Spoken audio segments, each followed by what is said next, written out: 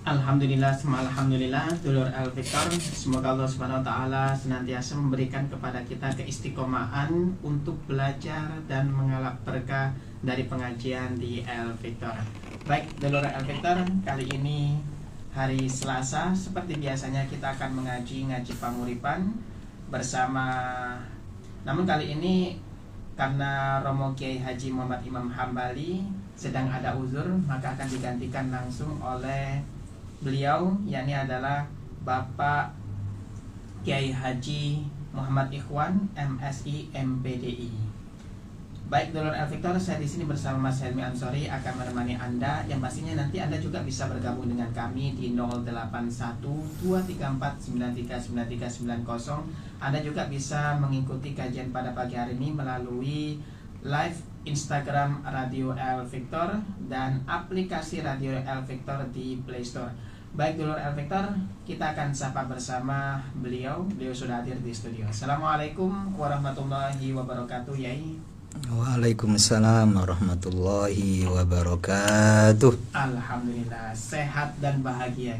Oh nggih, sehat dan bahagia. Sehat dan bahagia. Alhamdulillah. Alhamdulillah. Walaupun sakit ya tetap harus bahagia. Sebagaimana yang panjenengan sampaikan sebelum-sebelumnya.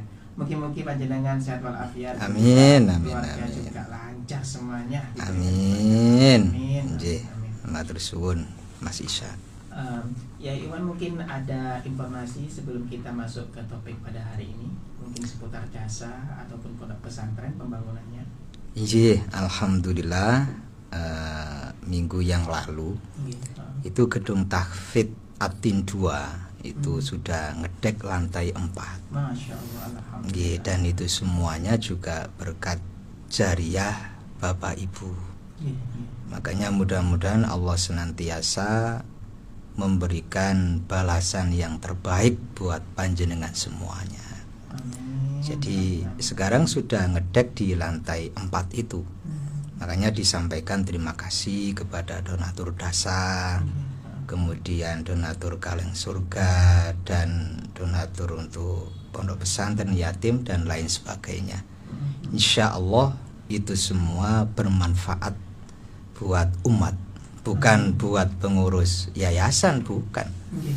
Romo Yai itu selalu menyampaikan bahwa itu semuanya untuk umat. Makanya ketika pondok pesantren Al-Jihad itu maju dan berkembang, itu sebenarnya bukan yang untung bukan pengurusnya, tapi yang untung pasti umat sendiri. Iya, karena ya semuanya untuk umat. Malah kalau dihitung-hitung coro matematika, pengurus itu ya rugi. Apalagi Romo Yai Imam Hambali, Masya Allah, tenaganya, pikirannya, waktunya, itu semuanya untuk umat. Ngurusi Al-Jihad sebegitu besarnya itu Masya Allah. Ini gue ndak ringan. Ujiannya berat, pikirannya juga berat. Sampai beliau hatinya itu ya semuanya memang betul-betul diinfakkan, diwakafkan untuk umat. Makanya beliau mudah-mudahan selalu sehat, dan kita ini bisa selalu mendapat bimbingan beliau. Dan hari ini mohon maaf beliau tidak bisa menemani kita ngaji karena tindak ke Sumatera. Jadi waktu mau haji itu tindak Sumatera, ziarah ke kedua orang tua beliau, sekaligus juga melihat perkembangan pesantren, dan pulang haji beliau juga ke sana lagi. Bolak-balik. Nanti awal September juga umroh. Itu kalau sing nglakoni Mas Ishak gak kuat itu. Sudah bisa dipastikan. Bendino mijet jeneng. Masya Allah. Ya, jadi makanya orang itu ngapunten kalau kadang-kadang kan melihat enak tadi kiai, enak tadi ulama, di sawang iku enak, sing nglakonin iku Masya Allah. Tapi ya namanya itu amanah kata beliau, makanya dilakoni nggih sambil dinikmati. Masya Allah. Nggih. Nggih begitulah hidup nggih. Nggih. Baik, ya ikhwan, untuk hari ini kita Jangan kiai. Nggih, ben ono bedane. bedane. Mandat saking apa ilmu ngoten. Gus Hilmi itu yang salah itu. Iya. Untuk topik kali ini kita akan membahas mengenai pesan sahabat Ali karramallahu wajhahu. Nggih. Iya. Monggo.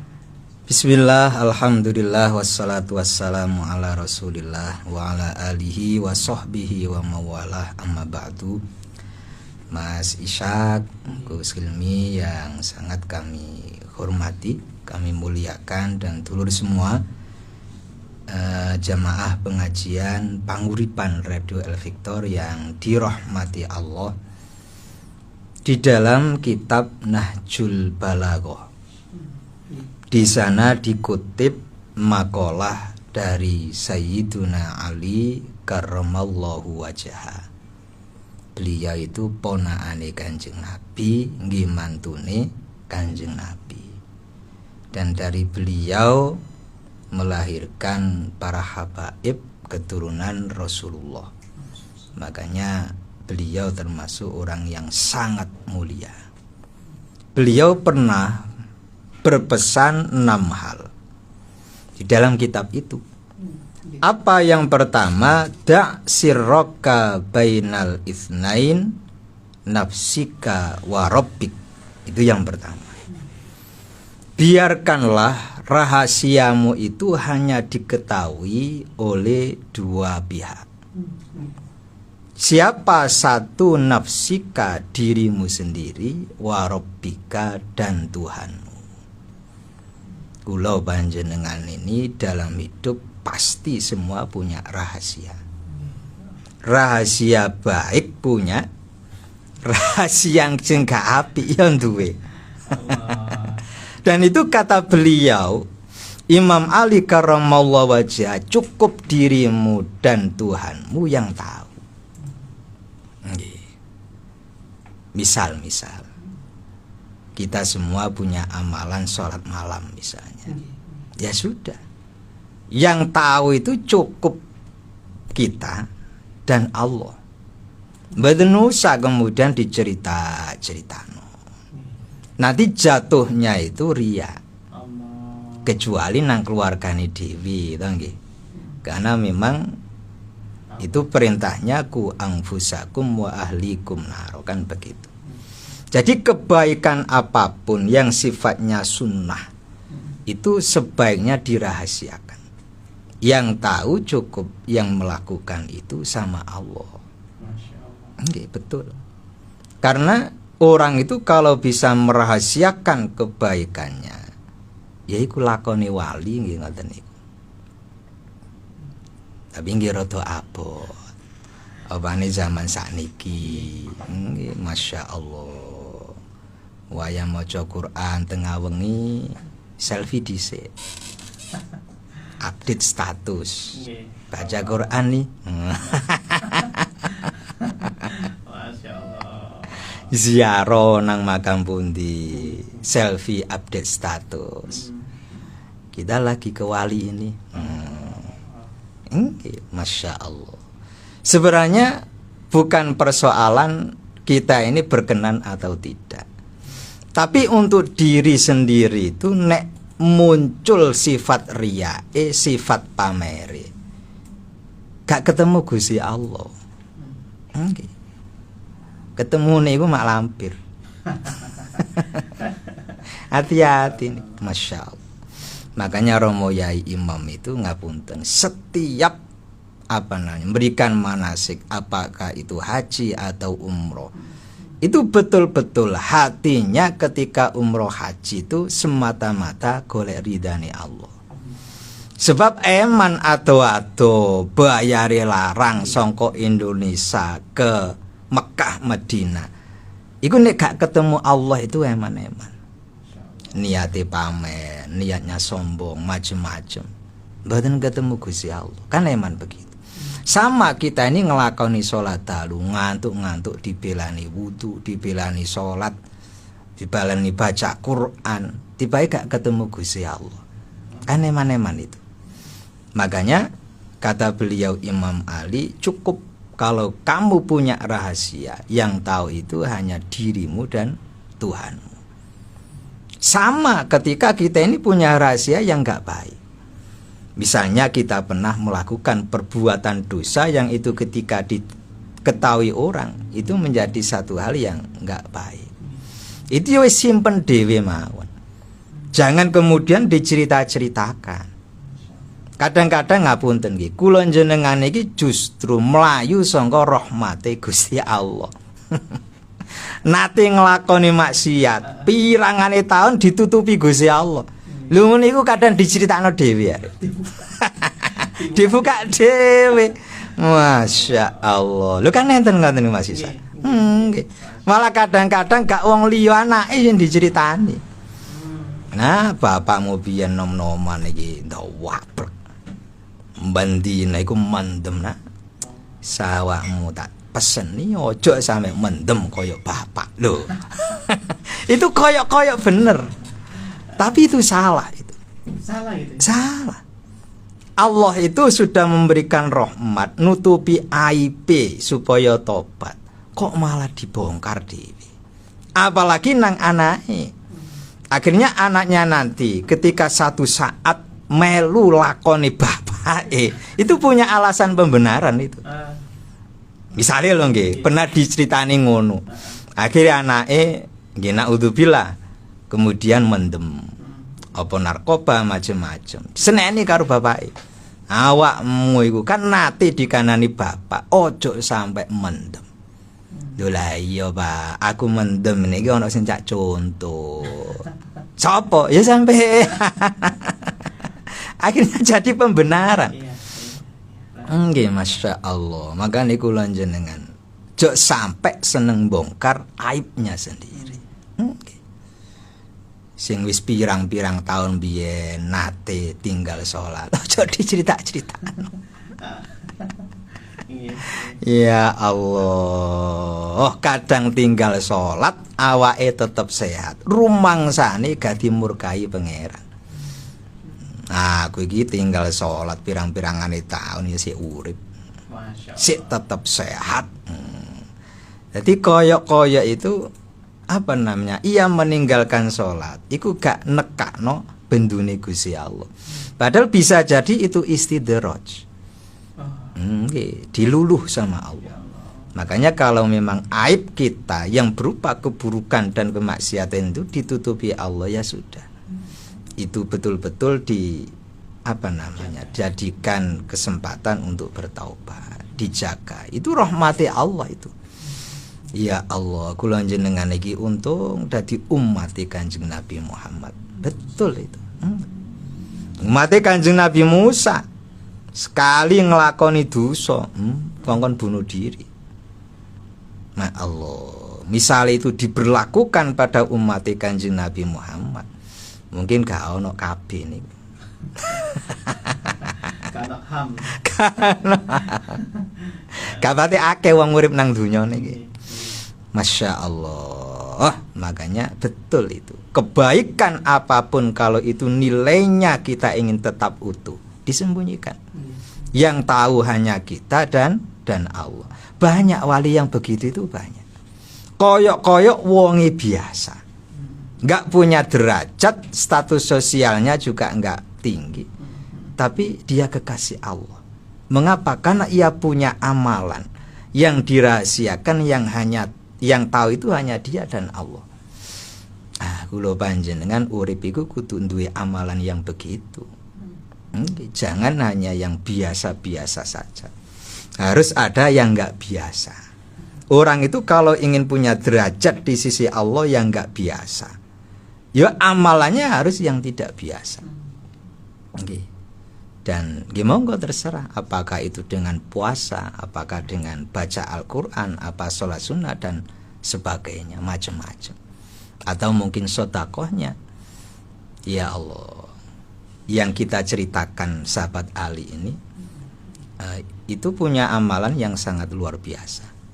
Imam Hasan putranya itu ketika di Madinah itu punya kebiasaan rumahnya itu dijadikan dapur umum. Siapapun tamu yang ziarah dari luar kota ataupun orang Madinah sendiri itu dijamu sama beliau. Makan pagi, siang, malam gratis. Karena tiap hari itu membelai anak onta. Tiap hari anak onta itu unta cilik. Itu yang datang orang Madinah sendiri, ada yang dari luar kota Madinah begitu.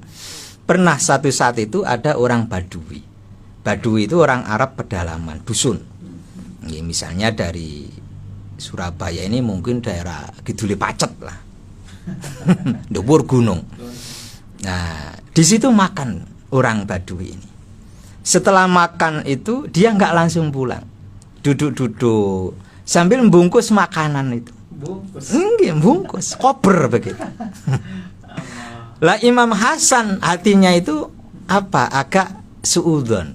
Kurang nyaman gitu. Kemudian bilang, "Wahai Bapak, bukankah lebih baik panjenengan ini nggak usah bungkus. Kalau lapar datang aja nanti sudah ziarah. Pagi, siang, malam monggo biar makanannya itu tetap seger." Orang ini bilang, orang Badui, "Mohon maaf Tuan, saya bungkus makanan ini bukan untuk diri saya sendiri. Dan untuk siapa? Tadi waktu saya masuk kota Madinah, di pinggir kota itu ada orang laki-laki yang agak tua. Beliau duduk sambil makan roti kering. Dan dibasahi hanya dengan air dikasih garam. Lalu dimakan. Saya kasihan. Ya sudah tua makan roti yang keras begitu. Makanya saya bawakan masakan ini biar nanti senang beliau." Lu dengar itu Imam Hasan ini nangis. Mengapa nangis? Imam Hasan kemudian berkata, "Wahai Bapak, tahukah panjenengan siapakah orang yang di pinggir kota Madinah di kebun kurma itu yang akan panjenengan berikan makanan?"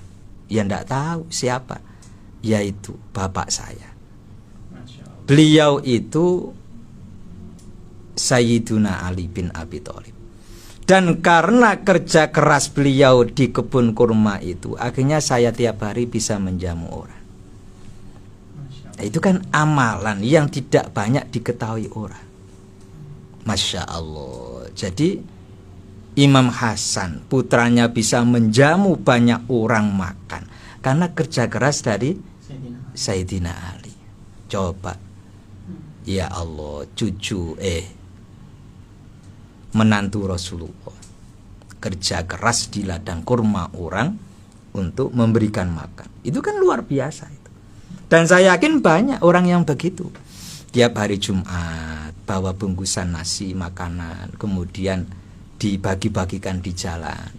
Nah, itu kan Masya Allah. Kalau itu bisa istiqomah, amalan sing uniku sing iso nyebabno gampang husnul khotimah. Gitu. Masya Allah. Ya Allah. Dan Abah itu suka yang begitu. Walaupun nggak pernah diceritakan, tapi saya tahu. Beliau itu kan suka olahraga kalau pagi. Jalan mulai pondok sampai menur sana. Jalan sendiri. Kadang sendiri. Nanti kalau sudah sampai sana ke warung. Makan. Di tengah jalan beli bungkusan, dikasihkan orang-orang yang di jalan itu. Ya Allah. Jadi itu kebiasaan yang tidak banyak diketahui orang. Yang tahu hanya dirinya dan Allah. Ya amalan yang begitu-begitu itu walaupun mungkin dipandang orang sederhana, itu derajatnya dhuwur itu. Masya Allah. Nah, itu satu. Yang kedua, kata Imam Ali karramallahu wajhaha, wahris fid dunya ala ridho itsnain. Berusahalah keras di dunia ini untuk mendapatkan ridho dua orang. Siapa? Ummika wa abika. Ibumu dan bapakmu. Ya Allah, jarang sekarang itu yang apa namanya nyeneng wong tua itu jadi pelajaran utama, kan begitu. Apalagi memang nggak pernah diajarkan nang kampus itu kan. Lho kan mboten enten. Misalnya telung SKS pelajaran berbakti kepada kedua orang tua mboten enten. Ya Allah, akhirnya apa? Orang kehilangan roh dalam kehidupan ini. Harusnya yang memang kula jenengan matur suwun ini pertama kali itu wong tua. Nggih. Sebab kana wong tua kula jenengan lho gak ono. Gitu? Nggih. Walaupun ngapunten, wong tua bahasane goblok, gak nate sekolah, gak punya ilmu. Setinggi apapun pendidikan anak, kudu nyucup sikile itu. Okay. Karena nggak ada anak profesor kalau nggak ada orang tua, nggak ada ulama kiai ustadz, nek gak ono wong tua. Bahkan nabi pun kalau nggak ada wong tua nggak pernah akan ada. Ya Allah, kadang-kadang sakniki wis sukses, duit akeh, omahe apik, mobil mewah. Wong tua, waduh, gak pernah disambang. Ya Allah. Oh, langkane oleh barokah urip niku tekon ndi mboten saged. Mboten saged. Makanya pernah nih, Nabi Musa alaihissalam itu matur kepada Allah. Ya Allah, apa Musa? Kula niki pengin ngerti sinten kanca kula sing besok mlebu swarga panjenengan. Manjane Nabi Musa pede mlebu swarga. Nah, kula jenengan kan gak patek pede. Harusnya pede sebenarnya. Pokok iman mlebu swarga. Urusan mampir kan urusan dhewe-dhewe. Diumbah. Ketika Nabi Musa tanya begitu, dijawab sama Allah. Kamu pengen ngerti? Nggih Gusti. Ya sudah, cari orang ini, dicari. Nah, akhirnya sesuai dengan apa namanya arahan bimbingan Allah ketemu. Ternyata masih muda. Ya mungkin usia sama Mas Ishak begitulah ya. Nggih. Assalamualaikum. Waalaikumsalam. Monggo, Pak. Mlebet. Mboten kula teng njaba mawon. Mboten takok arek niki. Siapa yang datang itu? Mengapa? Karena pemuda ini masih sibuk memandikan 2 babi. Jadi punya 2 babi itu dimandikan. Jadi pertama dimandikan di luar, disabuni macam-macam. Selesai kemudian diandui, ditaruh di kasur. Begitu. Satu selesai, satunya lagi diambil. Ini gowone ya bagus. Digendong api, santun begitu. Kemudian dimandikan di luar, diandui, kemudian ditaruh lagi. Terus didulang. Jadi babi itu didulang dua-duanya. Masya Allah. Jadi Nabi Musa duduk di situ ya nyawang mawon. Melihat. Atine Nabi Musa iki gak kleru ta pangeran iki. Mosok kancaku nang swarga iku ingon-ingon bab. Kate ana tamu ya gak patik direken. Pangeran iki kleru bae. Atine. Akhirnya selesai semua, babi itu dua-duanya tidur. Lalu baru menemui Nabi Musa. Ngapunten, Pak. Niki wau nembe nuruaken napa? Nggih, peliharaan kula kalih wau. Jenengan sinten? Aku iki Musa, Mas. Oh, Nabi Musa. Iya. Lah panjenengan wonten perlu napa mriki? Lah yo aku rene mau sakjane matur nang Allah, takok sapa kancaku besok nang swargane Allah. Tapi kok ketemu awakmu? Mah ingon-ingon babi. Lah ngene iku Pak ngapunten, ben dinten kula niki kerjaane ngeten iki. Nek isuk sore niku mesti nggih ngedusi babi loro niki. Lah iya kok ngono dadi kancaku nang swarga. Salah.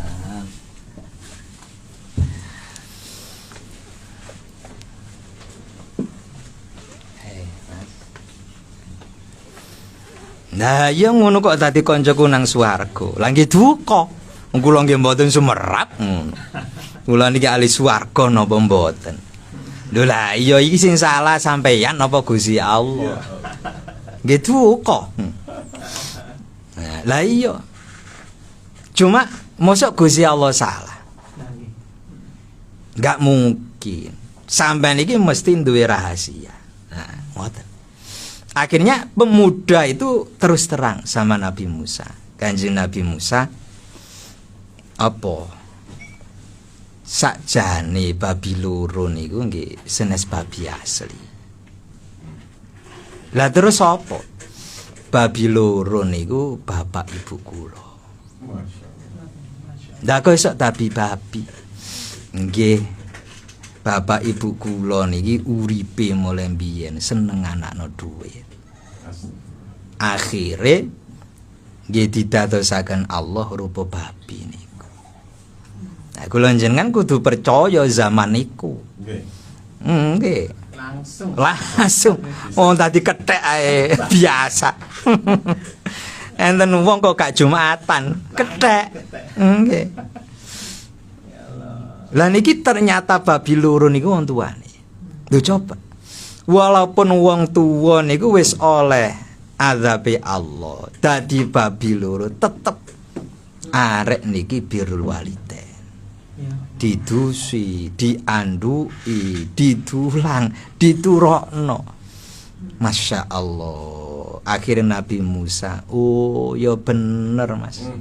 Yo sampeyan iki kancaku besok nang swargane Allah. Sebab akhlak sampeyan nang wong tuwa loro iku kaya ngono. Ya Allah. Oh. Nggih. Padahal pun rupa babi. Kan bagate enak gembul babi niku. Nggih. Isin nggih. Ya Allah. Pun kesabdo elek. Nggih pun kesabdo elek. Lah sakniki kadang-kadang wong tuwane resi ya ganteng ayu karo anak gak batik direken. Nggih, ya Allah. Apa maneh wong tuwa lara dadi kembang bayang. Anake rebutan mboten gelem ngramut. Rebutan mboten. Kan begitu. Nggih, alasane sibuk nyambut gawe macem-macem masyaallah. Padahal nggih urip niki sing kudu digoleki nggih ridane wong tuwa loro. Apapun keadaannya, ya wong tuwa itu harus dihormati. Malah bahasane Romo Yai Husain Ilyas, jok pisan-pisan anak iku ngandani wong tuwa. Ngandani. Walaupun salah. Mboten pantes. Dan itu salah. Salah. Nggih. Ya Allah. Ilmune wali niku kaya ngoten. Jadi jok pisan-pisan nasihati wong tuwa, walaupun mungkin salah. Lah terus apa nggih didongakno. Kanjeng Nabi Ibrahim niku ngapunten bapake gak cukup kafir.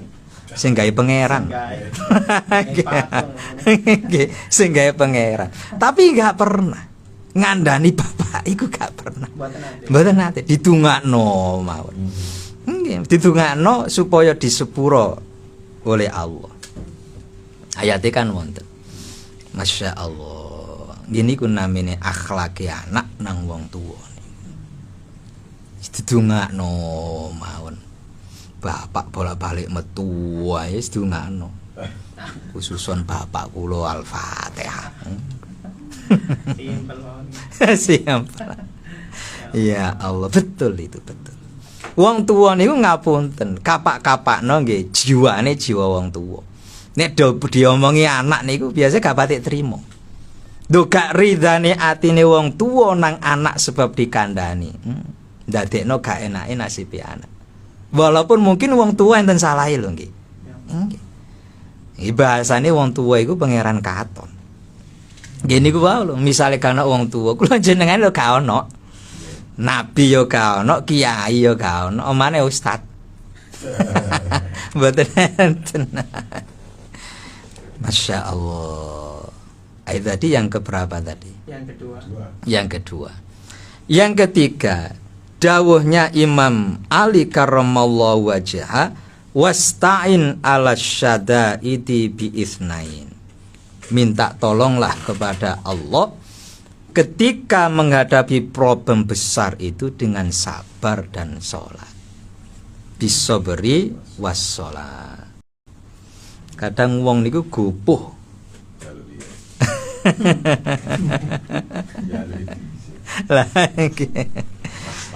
Ya Allah, gupuh karepe dhewe, tapi gak nate sabar, gak nate sholat. Kan begitu kadang-kadang. Ya Allah, gelisah dengan masalahnya, tapi sholat niku rasa-rasen. Ya Allah. Biasanya bolak-balik nyudu. Bolak-balik nang kiai ya. Tapi gak dilakukan. Tapi mboten nate sholat. Ya iya nak kula nakal. Kula wiritan napa iki? Ya iya rezeki kula seret wiritan napa waqiah. Kadang-kadang nggih dilakoni. Cuma barang wis oke waqiah ditinggal mlayu karo Fatimah. Ya Allah. Ya Allah. Asline urip niki kan pun dijagani oleh Allah. Napa nggih solusi to. Ketika kita punya masalah, ya sabar dan sholat itu. Makanya ulama dulu itu kalau punya masalah apapun itu mesti sholat dulu. Bahkan itu ada kiai ketika diundang orang mau ngaji itu sholat dulu. Katanya nerimo niku lho sholat dhisik.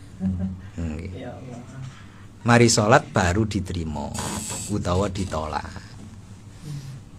Ya Allah, sampai sebegitunya. Iku ngelakoni nggih Masya Allah. Sholat dulu. Nggih sholat dulu. Kalau kula jenengan kan rada ribet. Nggih. Amane sing rada ngentutan niku. Kalau orang bisa jaga wudunya mungkin bisa loh, tanpa wudu terus sholat 2 rakaat. Ya Allah, karena memang komunikasi yang paling baik hamba dengan Allah itu nggih sholat itu. Sujudnya sebenarnya. Sujudnya. Karena ketika orang itu mau sujud, mriku Allah akan menurunkan rahmat dan pertolongannya. Rahmat dan pertolongannya. Makanya sujud itu pengalaman spiritual yang sangat diiri oleh orang yang sudah meninggal dunia. Sujud teng Gusti Allah. Nah wong-wong sing gak gelem salat niku dereng sumerap. Bahwa besok ketika ia mati, sing diiri niku wong sing sujud. Nggih. Orang-orang itu ndak paham.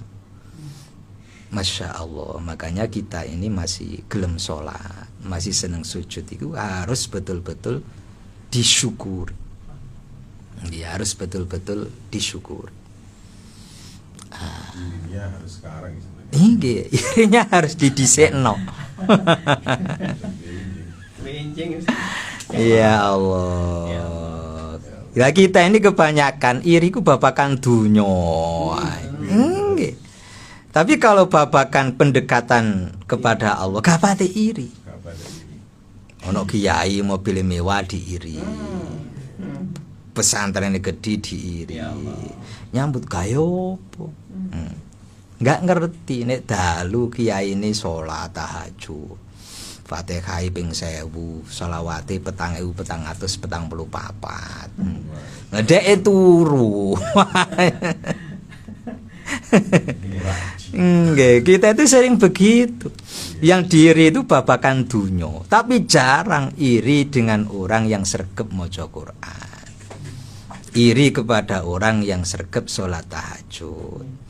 Iri yang sregep kepada orang yang seneng belajar. Jadi makanya kualitas iri kita itu nggak bisa dipertanggungjawabkan. ceketer bahasane. Amatir. Amatir.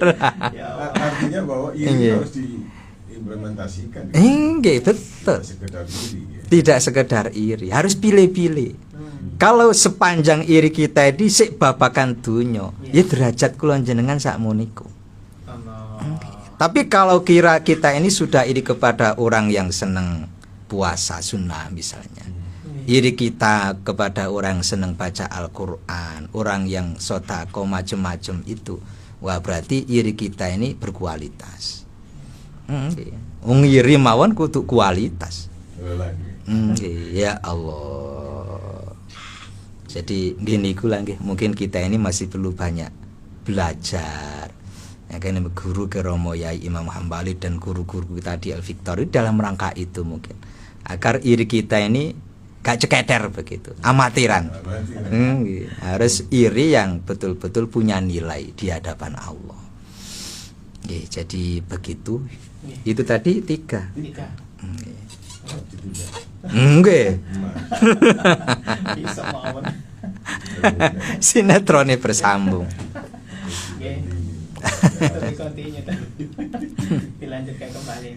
Iya. Tapi menarik tadi. Menarik. Yai, merahasiakan kerahasiaan kita dengan Allah itu kadang-kadang sulitnya sekali. Oh iya. Betul. Kadang-kadang kita ketemu di mana aja. Kayak cerita. Iya cerita. Betul.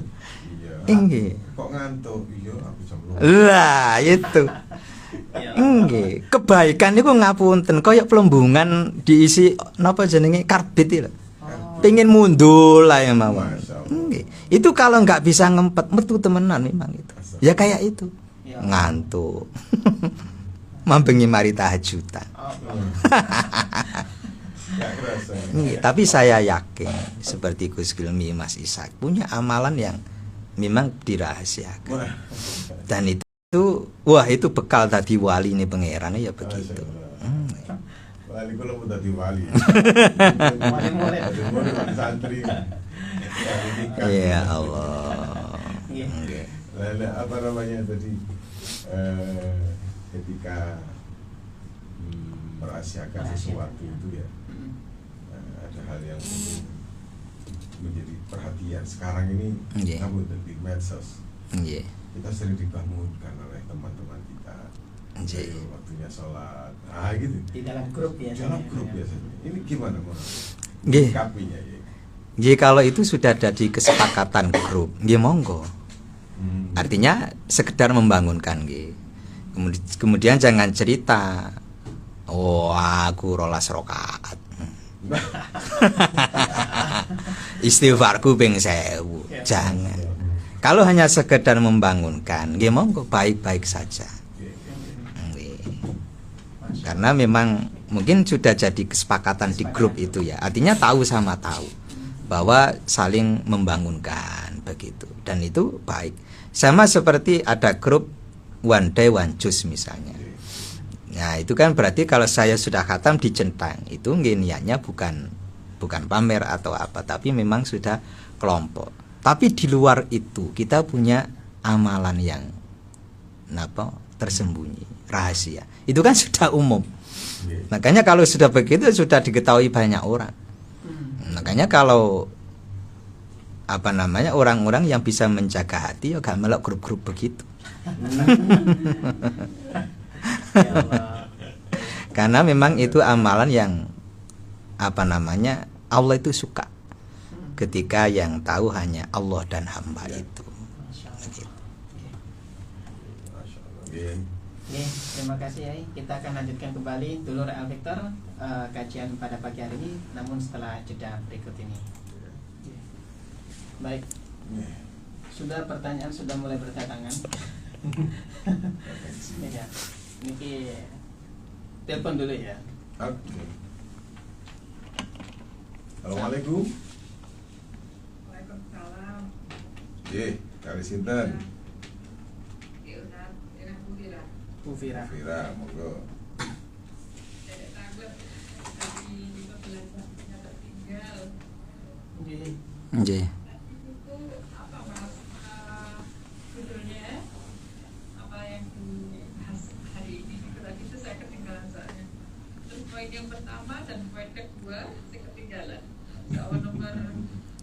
poin ketiga baru mohon sakit dulu lagi. Oke, matur nuwun kata bawah. Bu Fira. Ketinggalan. Saya aja ketinggalan, telinganya nempel. Mas Ishak, silakan yang pertama. Ini kan tadi Sayyidina Ali bilang Pesan ya. pesan. Yang pertama, biarkanlah rahasiamu diketahui dua pihak, dirimu dan Allah Subhanahu wa taala, baik buruk maupun yang baik. Yang kedua, berusahalah keras untuk mendapatkan ridho kedua orang tua. Nah, ini dia. Yang ketiga ya. Minta tolong kepada Allah ketika menghadapi problem dengan sabar dan sholat. Yang keempat, belum 5. Oke. Oke, sampai Bu nggih. Sampun nggih. Apa dijelaskan malih? Diulangi dan. Mboten. Cekap apa? Cekap. Radio mboten saged diulangi. Nggih. Oke, lanjut pertanyaan selanjutnya, Ustaz. Assalamualaikum Ustaz. Waalaikumsalam. Derek tanglet, amalan nopo, wirid nopo, damel yuga kula sing ten pondok supados semua pelajaran saged dimudahkan, terutama hafalan Al-Qur'annya supados lancar kados putri Ustaz nggih. Nah, kemudian yuga kula ini mondoknya sama ya, ten Al Jihadul Hakim.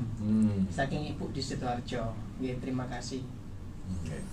Nggih, Romo Yai Husain itu pernah memberikan ijazah agar gampang nyantol, pikirannya, hafalannya kuat.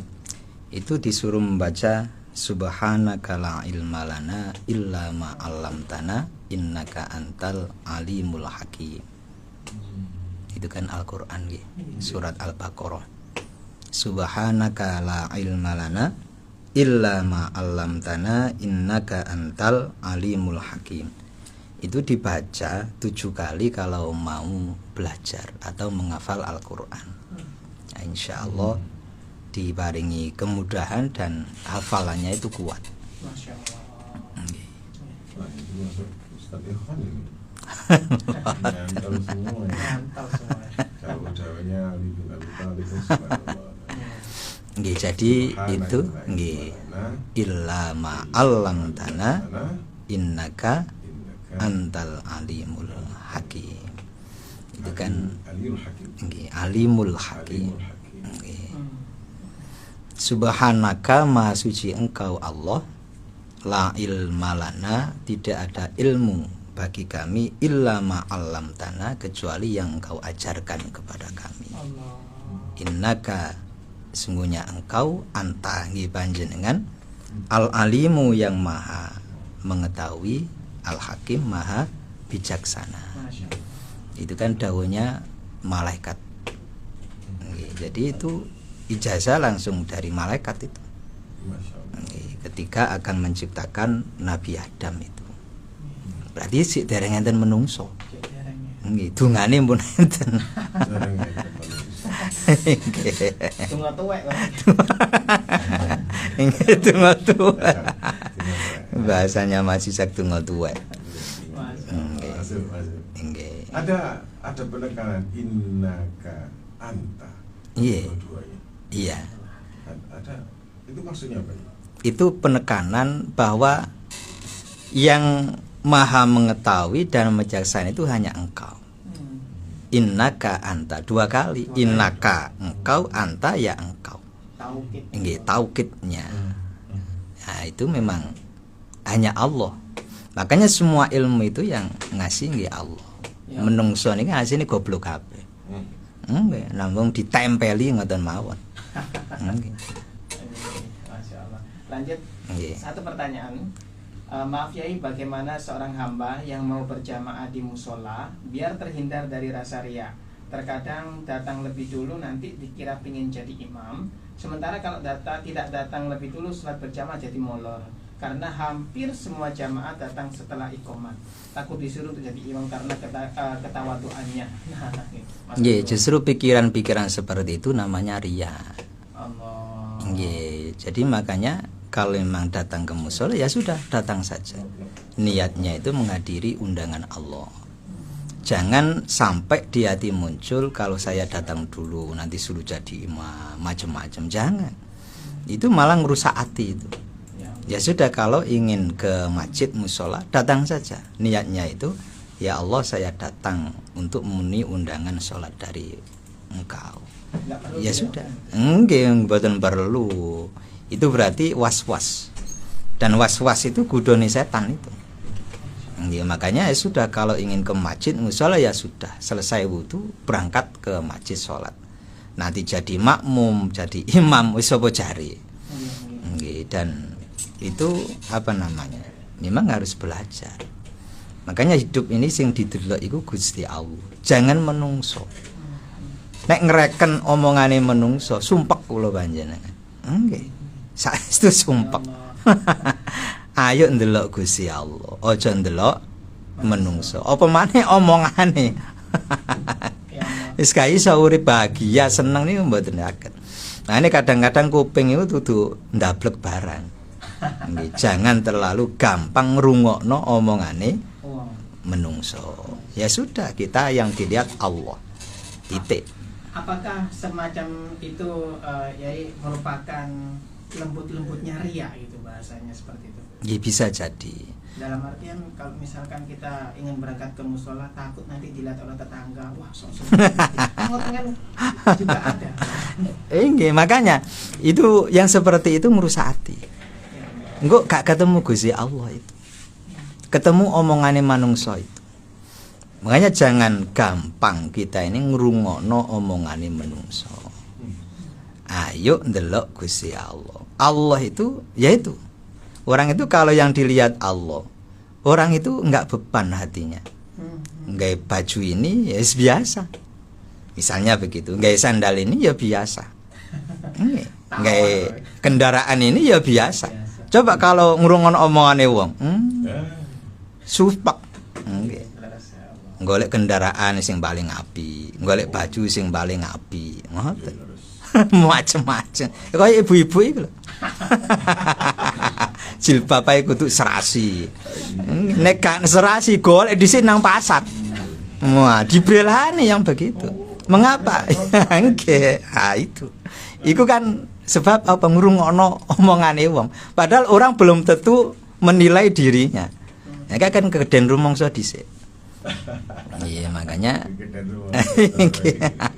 orang itu kalau ingin hidup ini enak, nyaman, ringan, ayo ndelok Gusti Allah itu. Apapun yang diomongkan menungso terkait dengan kita, api elek itu ya sudah, itu urusannya Allah. Kalau itu pujian, semuanya kan nikmat dari Allah. Kalau itu cacian, hinaan, ya pasrah kepada Allah. Nggih, wong dilok niku gak catu to nggih. Nggih. Cara fisik niku lho. Tapi mungkin atine, makanya atine itu di selimurnya begitu. Delok Allah, jangan delok manungsa itu.